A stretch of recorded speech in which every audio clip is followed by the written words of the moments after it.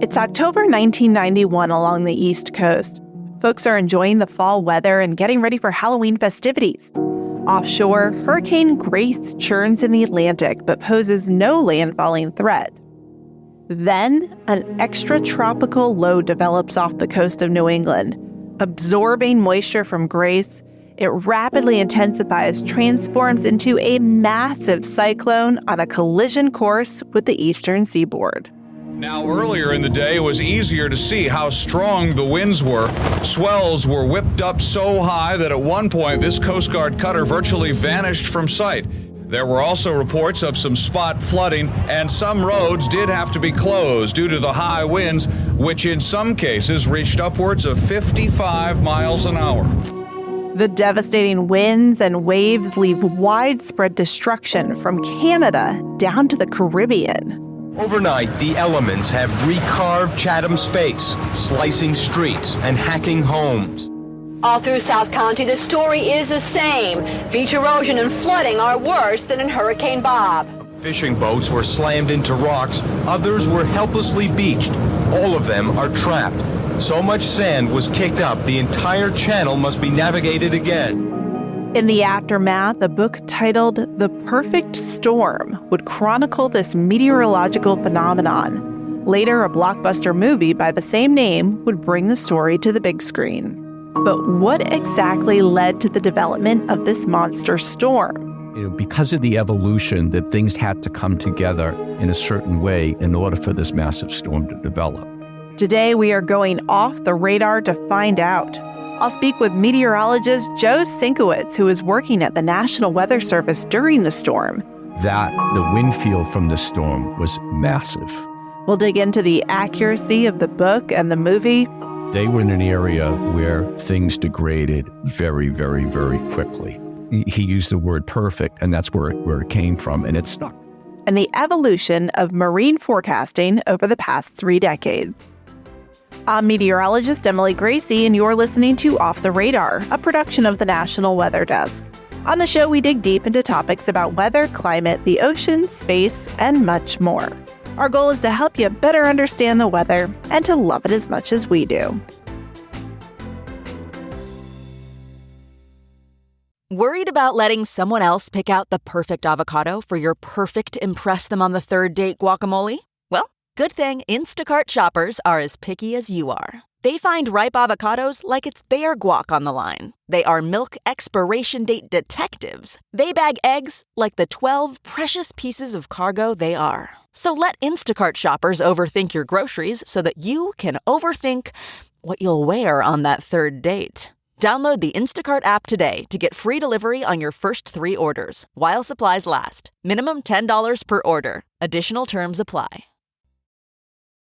Emily Santom, welcome to Off the Radar. I'm so happy to have you on today to talk about this very interesting storm, because I know you love historic storms as much as I do, right? Yes, I love the historical storms. My favorite is the Great New England Hurricane 1938. I feel like I'm a pro on that one.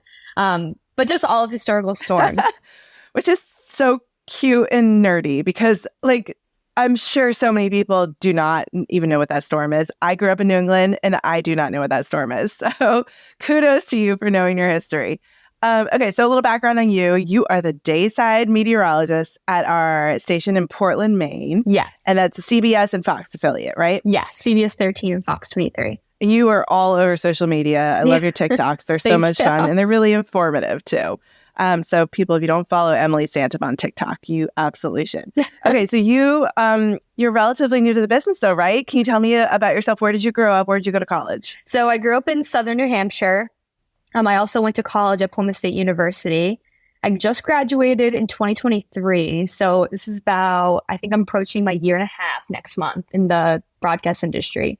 I'm guessing that you then were not born yet when this event, the perfect storm, happened. Correct? No, I was not. Nope. Were you even born when the movie came out? Came out in 2000, I think. I was born in 2001. Oh my goodness. Wow. Okay. So this is all like old timey stuff to you. So I'm curious then, if you weren't alive yet, what did you know growing up about the perfect storm, or did you know about it at all? I mean, my dad is from Massachusetts, so I kind of knew briefly about it. I don't know. I didn't really hear about it. I've only ever heard about the iconic ship, the Andrea Gale. That's all I ever heard about. But I never heard about the meteorology aspect until I probably hit college. Right. And same. I grew up in New England. I was alive during both of these things. But until the movie came out, I feel like that really put the spotlight on this storm. And then after talking to Joe Sienkiewicz, who is the person that I'm talking to today on the podcast, and I know you've talked to him as well, I learned so much more about just like how interesting meteorologically this storm actually is. I kind of was a little confused about the storm at first when I first learned about it. I guess the meteorological background of it. I just had to wrap my head around how it was very surreal and insane how these three weather conditions all happened at the exact same time. AKA the perfect storm. But I don't think I really put it in perspective on how horrific the event was until I spoke with Joe. I just, I looked at the background of it. I've looked at pictures. I've seen some videos. You actually sent me a great video of it too.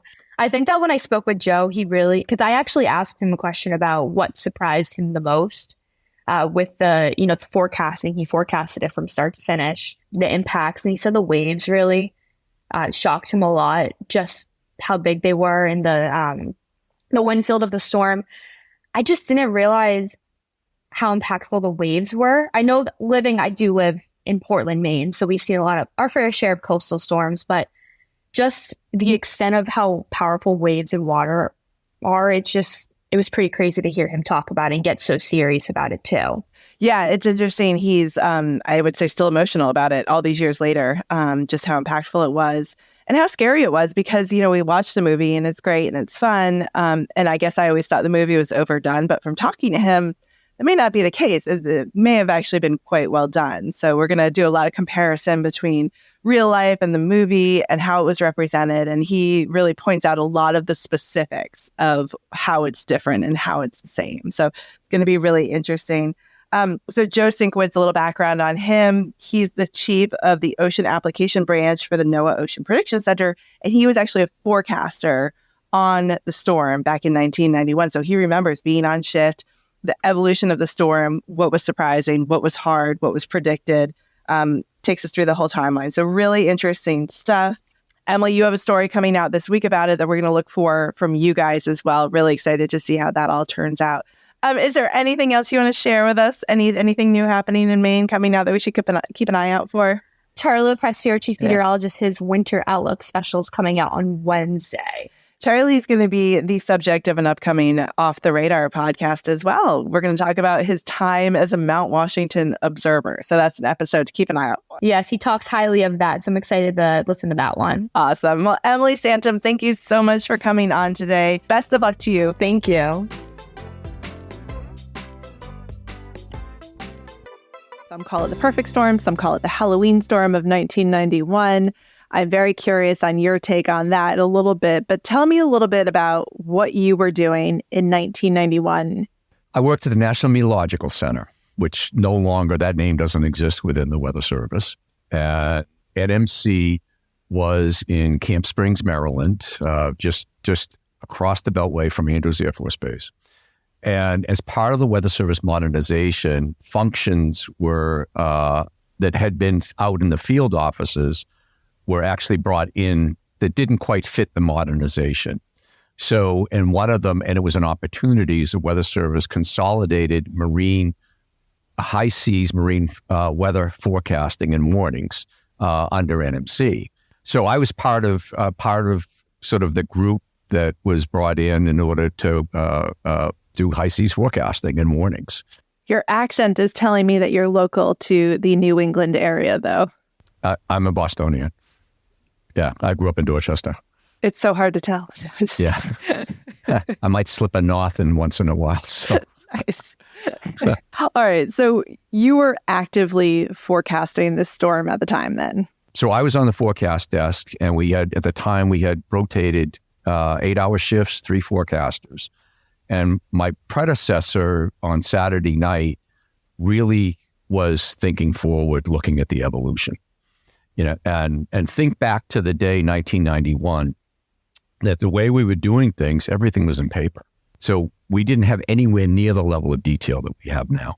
And I do remember during this event, just having paper sort of like in my lap. And, it was just sort of just such a different era than it is now, where everything is digital and on screens. And, we use mice instead of, actually hand measuring distances with dividers. And we actually did some hand plotting of additional ship data. We go through a list and plot. So Saturday night, Steve Pond was the forecaster. And Steve had a sense, we had a challenge. And one of the challenges back in that day was for non-tropical storms, what we call extratropical storms, meaning they're winter ocean storms like the perfect storm or the Halloween storm. We were limited in what warning criteria we could use. So even though we'd be forecasting hurricane force conditions, we either gale, which is both for 8, 9, 34 to 47 knots, and then storm, and we basically 48 knots and greater is what storm was, based on the international rules at the time. So started on Sunday, and each day it's sort of, okay, it's not changing. That it is going to be a really significant, rapid development just south of Nova Scotia. And the pattern, the overall large-scale pattern, and this is typical, that can happen in October. In fact, late October is a very stormy time. That the pattern overall, or the steering currents, can amplify. So rather than having, say, a westerly jet and all storm systems just moving from west to east, when it's amplified, storm systems, when they develop, they tend to either move from south to north or north to south, or in some cases, and this is true for the perfect storm, that the pattern became such that a ridge built over what we call a digging shortwave that amplified south of Nova Scotia. Well, that gave birth to, if you read the book or in the movie, that was the Sable Island storm. I know there's kind of the distraction of the hurricane, but man, the Sable Island storm was impressive. Without the hurricane, it still would have been a very intense, rapid development. With it was cold air coming off of Nova Scotia. You could see that in cloud streets in the satellite imagery, and it spun up very, very quickly. Because of where it was in relationship, that the pattern had amplified so much, that the upper low was to the southwest of the storm. So what did that do is it actually took the surface low and retrograded it. It moved westward towards the mid-Atlantic and the New England coast. Is that something you saw coming, or Yes. did that surprise you? It surprised that it was there, meaning there in that location, but being an ocean forecaster for a long time, it happens. For that intense to do that is what was unusual, and the fact that the wind field was so large. Yeah, okay, so then tell me about the role that like Hurricane Grace and then the other storm played in this as well. So Grace existed before the perfect storm, the Sable Island storm, developed. Grace was moving to the northeast.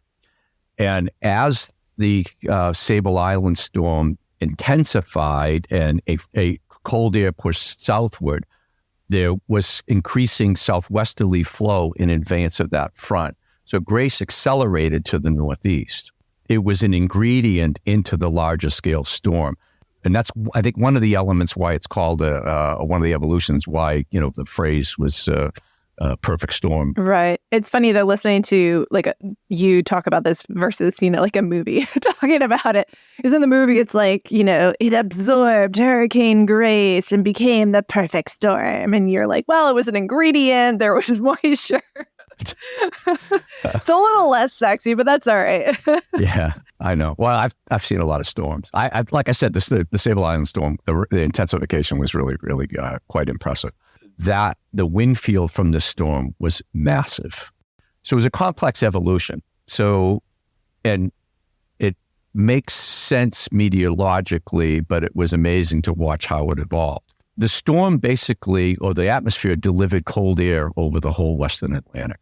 Very strong cold front. The storm itself, it actually ends up being a low-level pool of warmer air. Not necessarily warm air, but it's called a seclusion.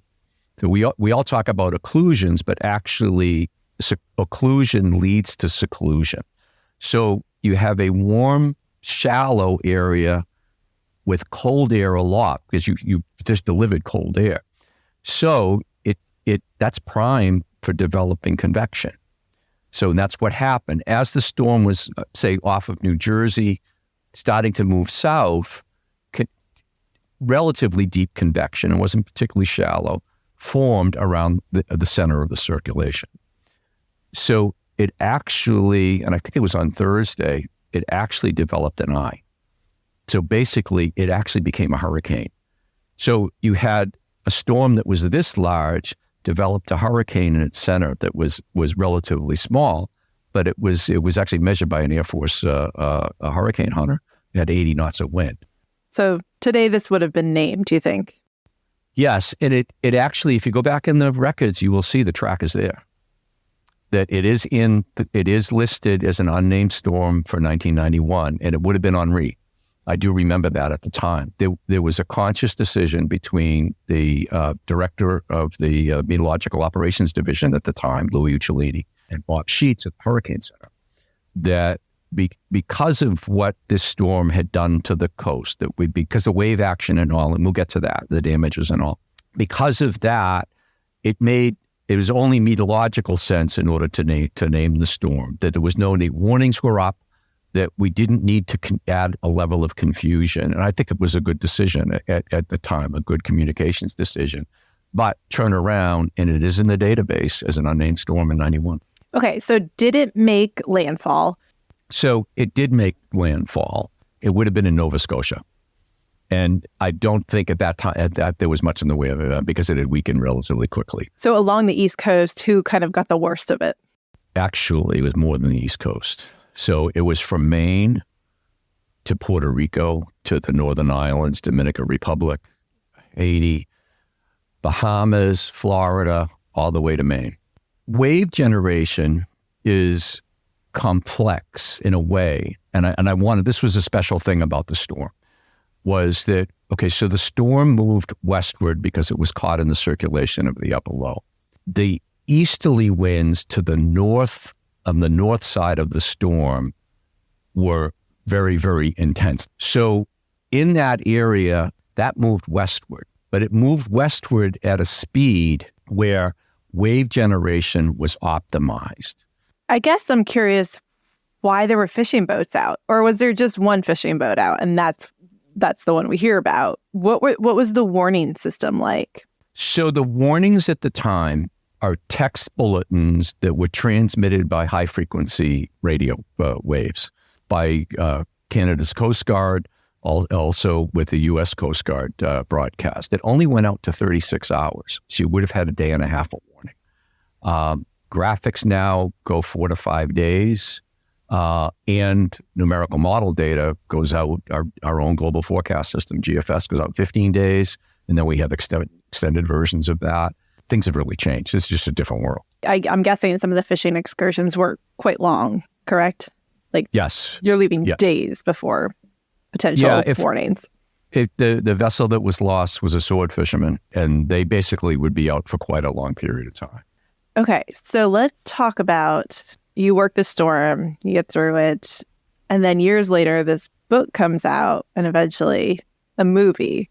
I'm curious, as somebody who lived this and saw every aspect of the storm, what you thought about the book. I think the book did a good job.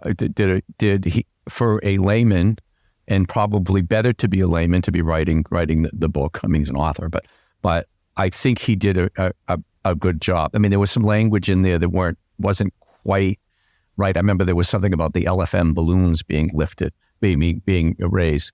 We still do it, radio songs every 12 hours.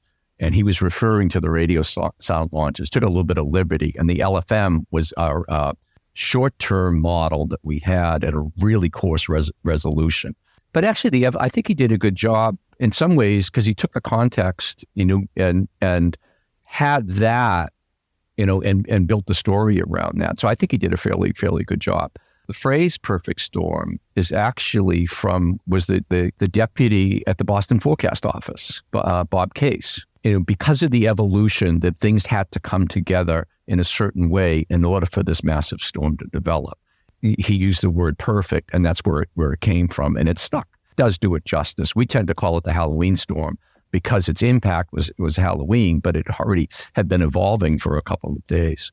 Well, it's interesting too, the book. I thought you were going this direction when you started it, when you said, it wasn't just about the storm and the evolution of the storm, but I was thinking also about the people involved in it and the people impacted by it. And that, the book really stuck to kind of the story of the people impacted by it and the people that were living and working in this area at the time too, which I thought they did a good job of showing that, because not everybody understands that lifestyle, the fishing lifestyle.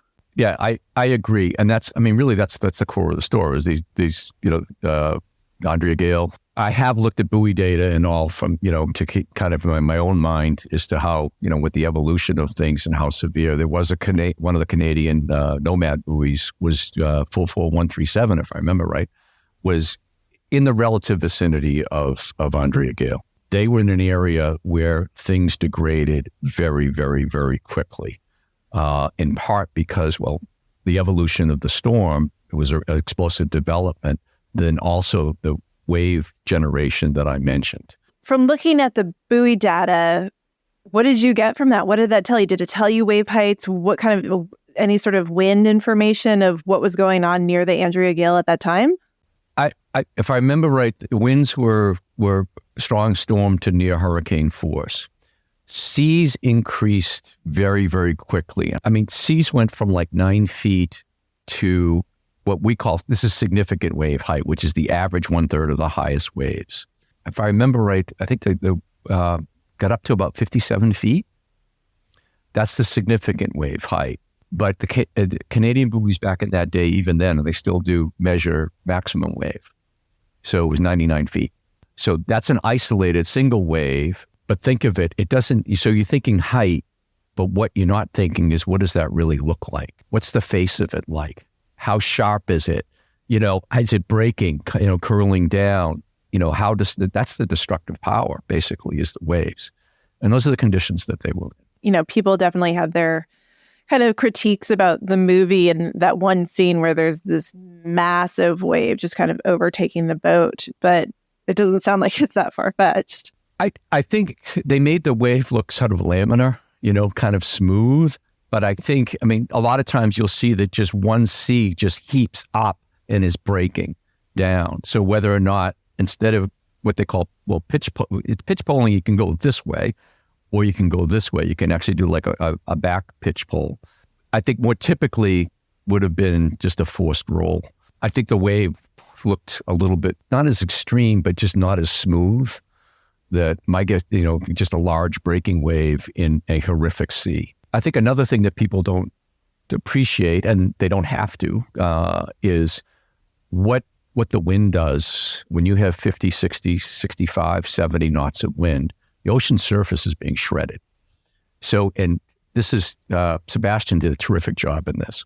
When you get up into hurricane force conditions, minimal hurricane force and higher, there's basically, it's a mix of spray, foam.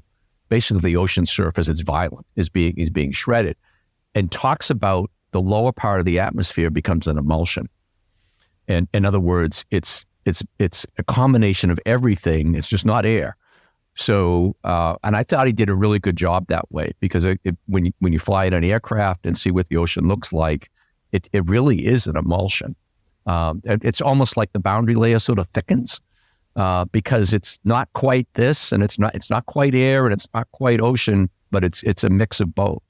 And I thought that was, to the layman, I thought that was a fantastic description.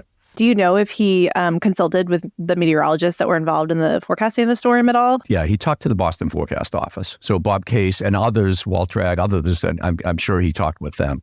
The other part, and this was, he talked about the effects of drowning. And I thought that was extremely sobering.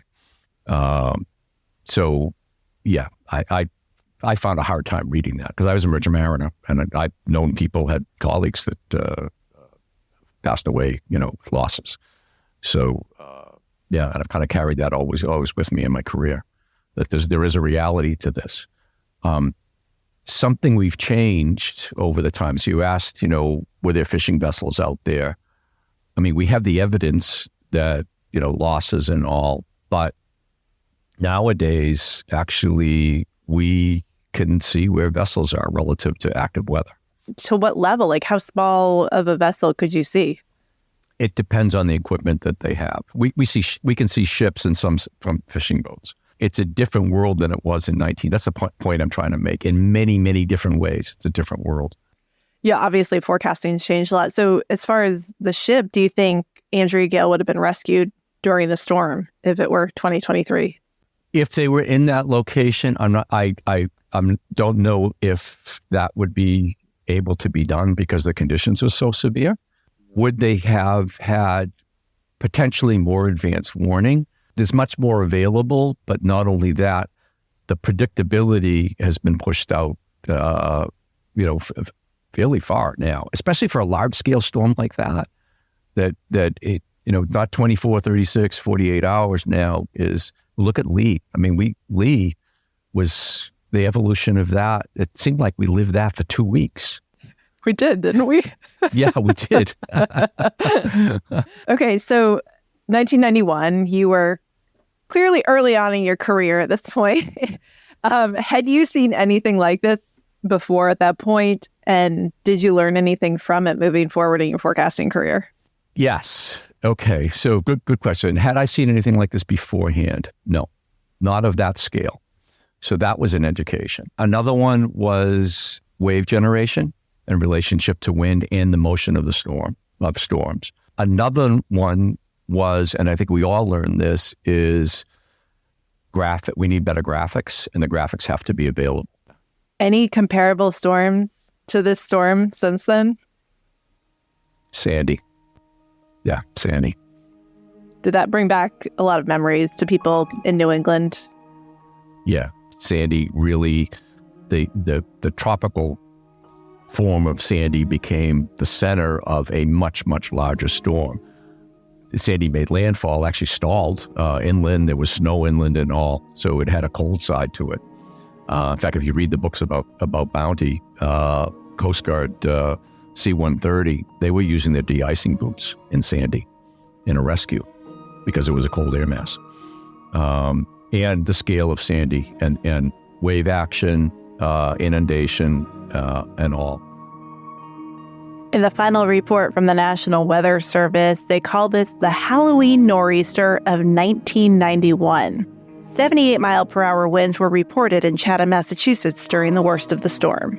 Although New England was the closest to the storm, receiving the hardest blows, widespread destruction was the rule as far south as Cape Hatteras, North Carolina, with scattered damage occurring all the way to southern Florida and even into the north coast of Puerto Rico.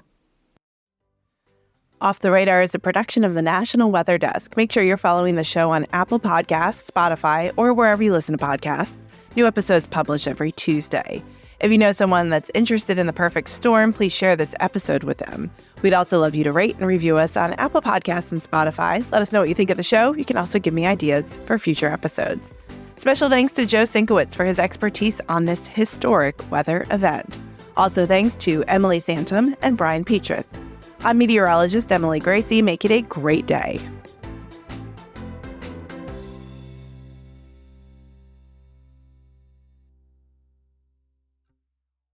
American Giant makes great clothing. T-shirts, jeans, and more right here in the U.S., creating jobs in towns and cities across the country. Support America's workers and get 20% off your first order at American-Giant.com with code STAPLE20.